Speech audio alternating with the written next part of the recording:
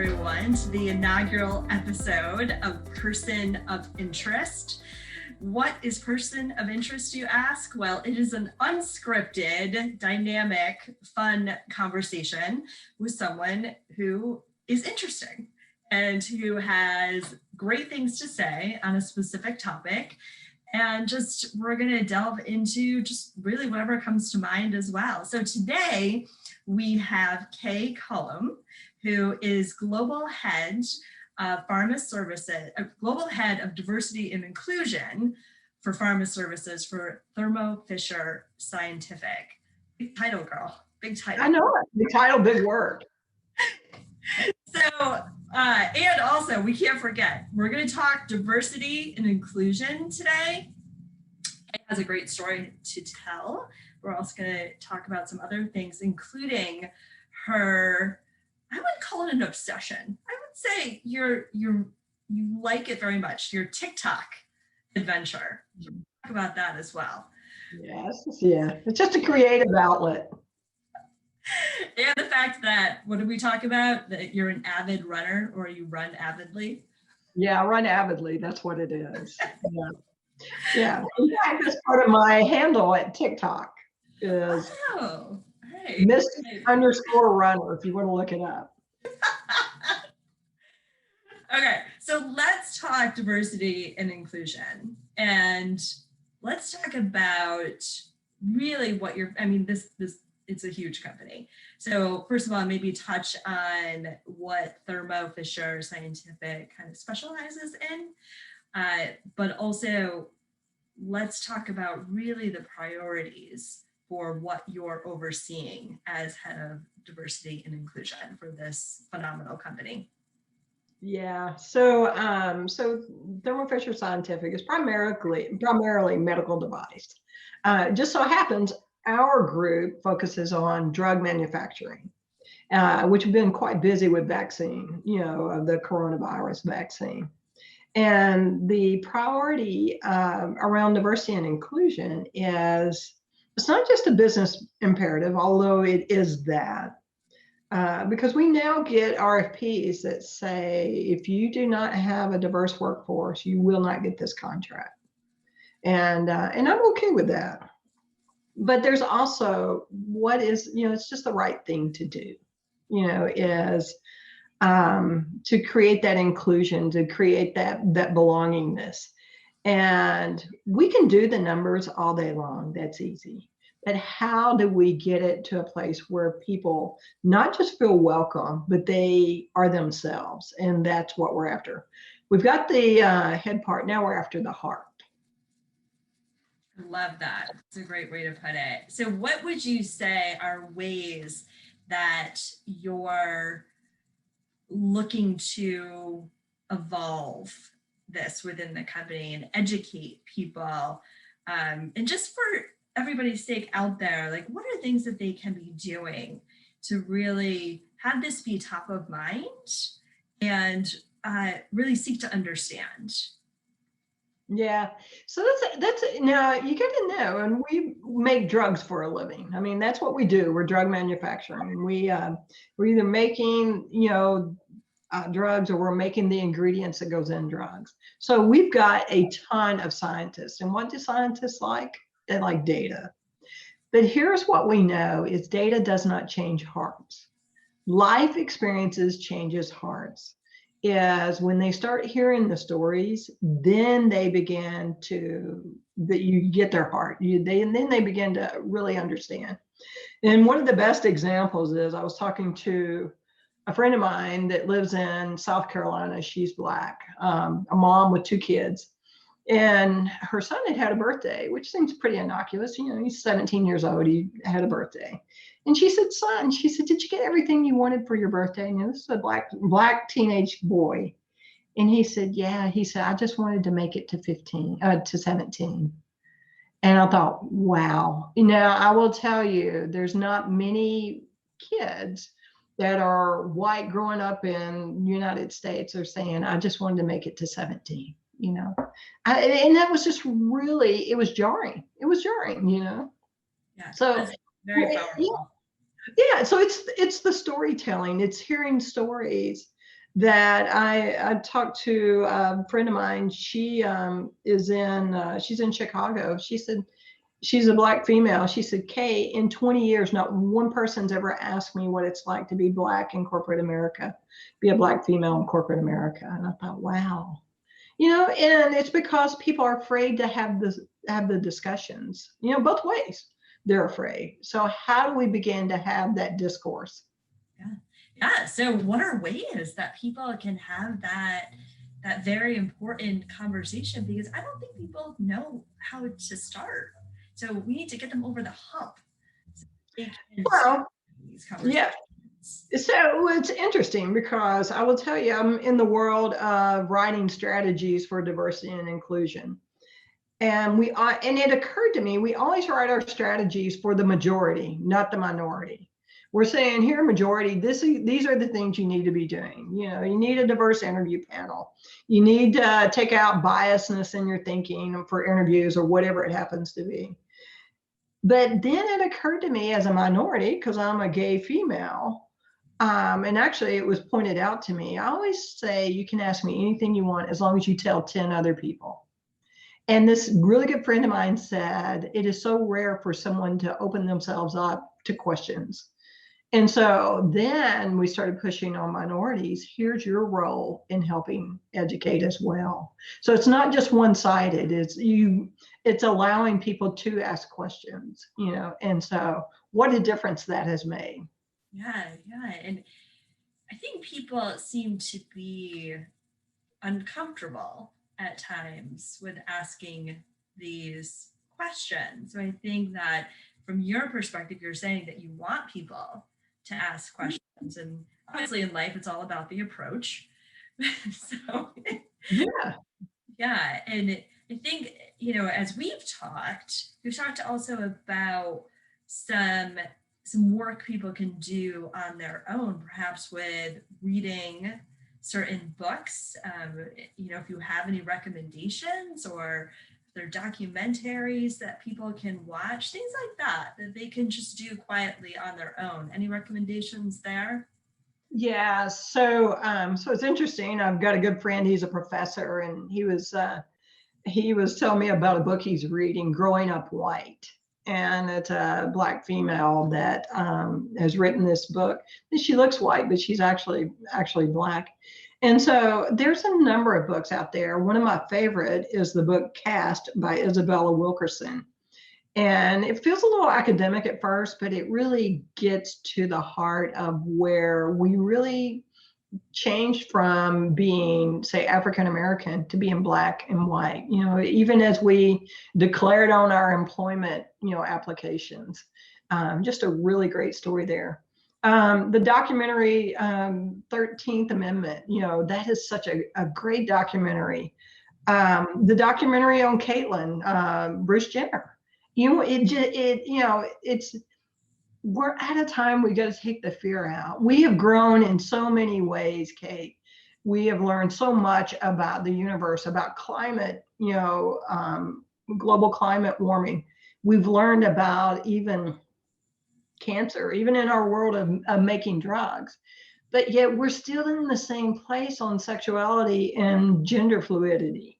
There's just so much around that we could let go of old tapes and know that people are just not just divided into a binary male and female.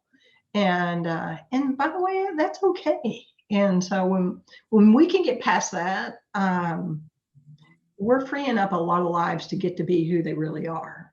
Yeah, yeah. You and I talked about the she, her, and hers, and the they and the their, and you had you know good stories to tell, but also like the way that you went about it was just beautiful, and the way that you explained it, and the fact that again trying to understand what pronouns people are using and asking the question of what pronoun do you prefer is even a great way to start that conversation.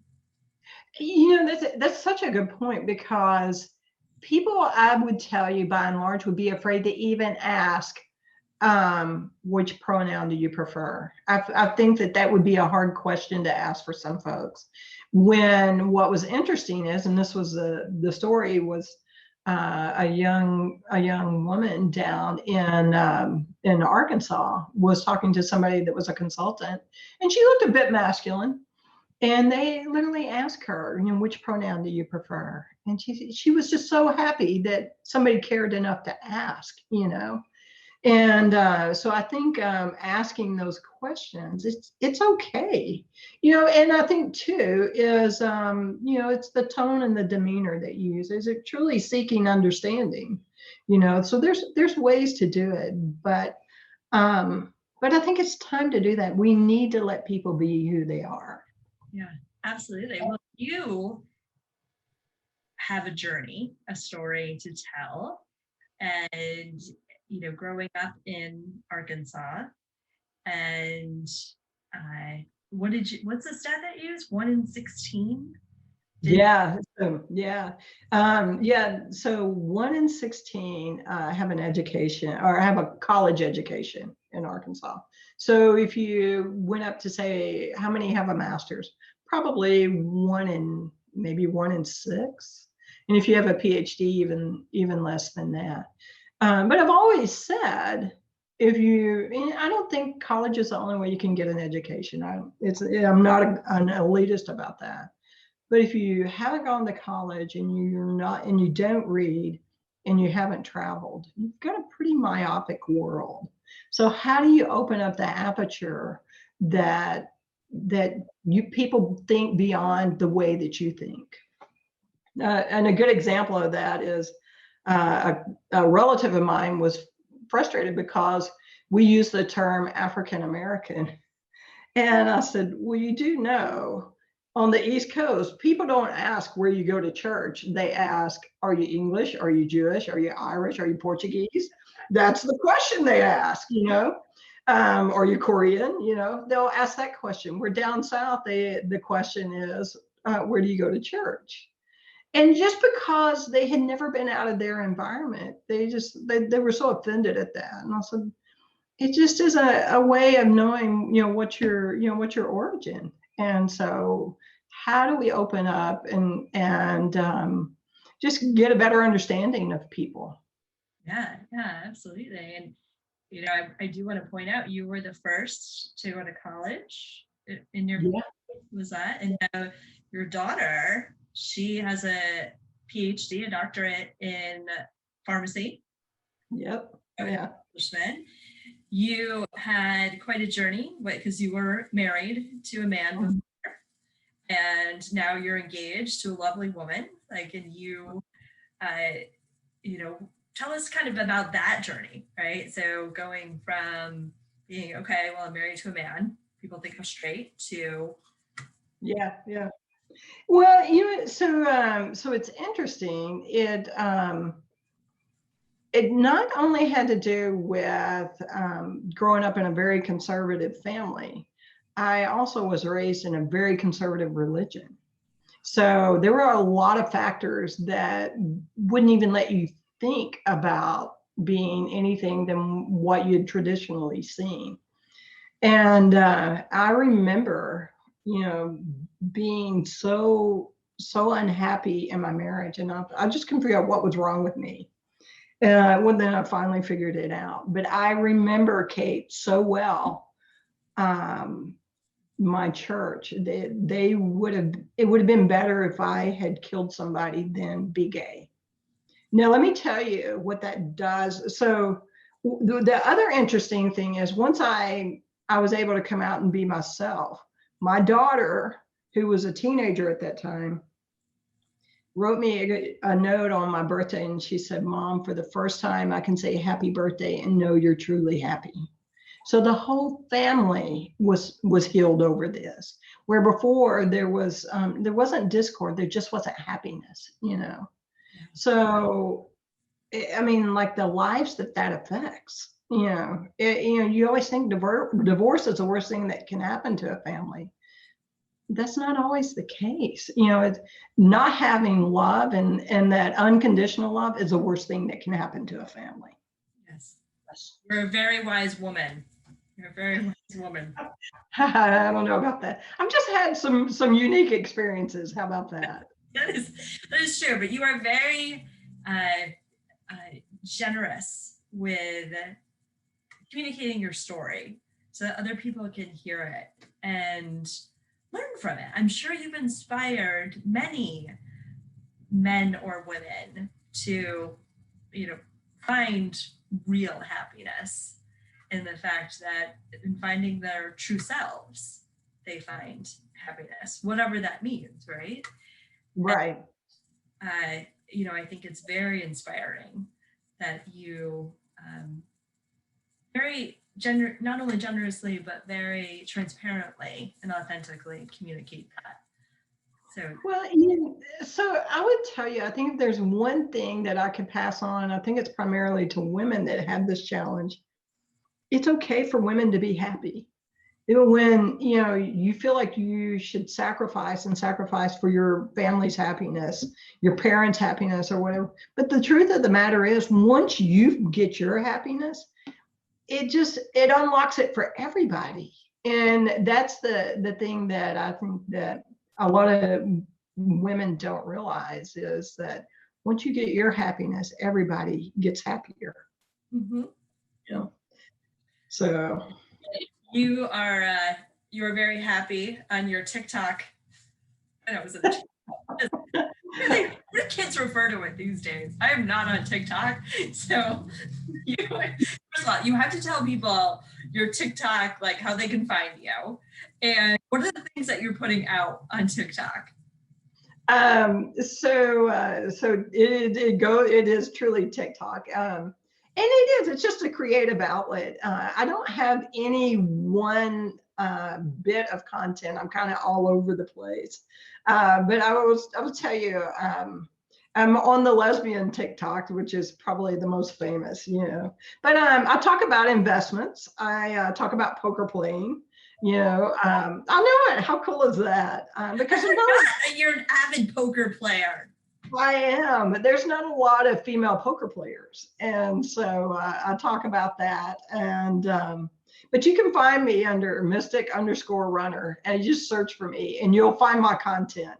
I also have some videos of Jessica and me, so she's out there as well. And and my dog, and the ones that get the most views is my dog and anything about Jessica. I know, how crappy is that? They don't care about you, Kaye. They just no, they don't care about your fiance and your dog. Yeah, that's exactly true. Yeah, that's it. I think my favorites are the ones where you are doing the lip syncing. Oh, yeah, I've got one. I'll send it to you. I just did it yesterday. Yeah, but you get pretty good at this. And then I've got a few. I try not to go red or blue, but I have a few social justice content as well. I just did one about George Floyd up in Minnesota, and his death. And so it's just such a great creative outlet. And I will tell you, it's very smart. Some of the savvy advertising that doesn't feel like advertising. I'm just so impressed with how they advertise on there. I love it. Yeah, it's genius. It really is. You may inspire me to get on TikTok, but I don't know. I really do Instagram, and I've never been on Facebook, so maybe a stretch.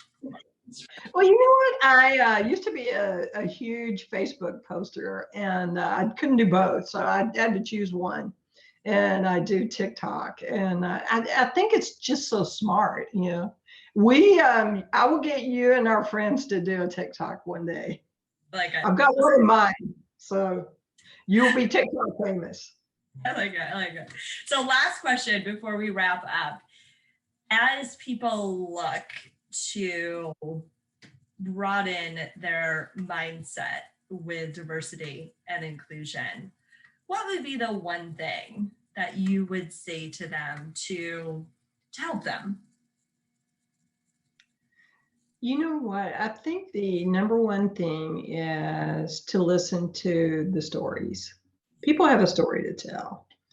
And I actually, until I said it earlier, when I think about Bruce Jenner, I mean, like he lived 64 years not getting to be himself. You guys, I mean, what a life waste. I don't like for people to ruin my day, much less my life. And so it's listen to the stories and listen with empathy. Also know, look, we've grown so much. We have so much more knowledge than we did, a decade ago. These are authentic stories. We're not asking anybody to be unhappy and not live their life. Let's not ask that of someone else. Beautifully said. Don't be afraid to ask the right questions and truly listen. For sure.